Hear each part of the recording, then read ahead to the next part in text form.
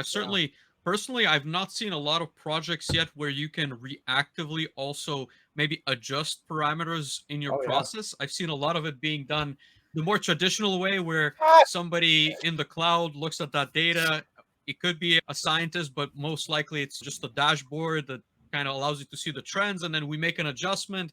Then we take, let's say, a week or 2 weeks to see what's going to happen, and we're going to Yep. readjust through that process. Like, have you seen this maybe faster closing loop model that works, let's say, at the edge that adjusts some control based parameters almost in real time? I don't know if it's in real time. I'll leave that up to you, but I'm curious of those applications. Yeah, so you're talking adaptive controls, right? You're talking closed loop system where the model is trained in the cloud and then the completed model is brought to the edge and Hmm. then that's used to control. So it always starts with a recommendation. There needs to be a vetting process, straight value that your recommendations make sense before anybody will trust you.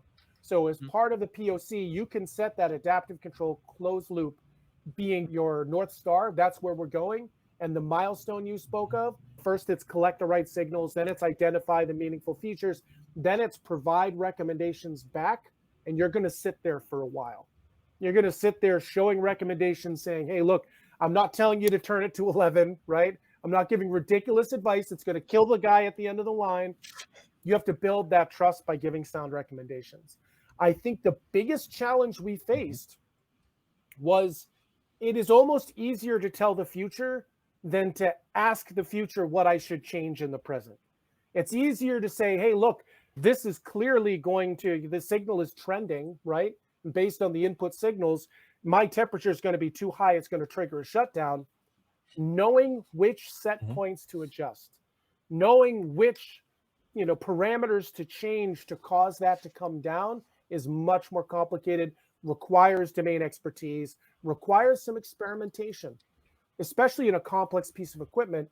It's not one knob that you will change. You change one knob, you change the speed of the line. Okay, now the speed of the extruder's changed. Now the speed of the cutter has changed.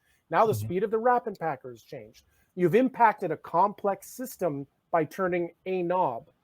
And until the machine learning model has seen the results of that change, it's hard for it to meaningfully recommend that change. It knows that it's a strong feature contribution, but these are complex items. You need to see how this system behaves when you turn one of the signals.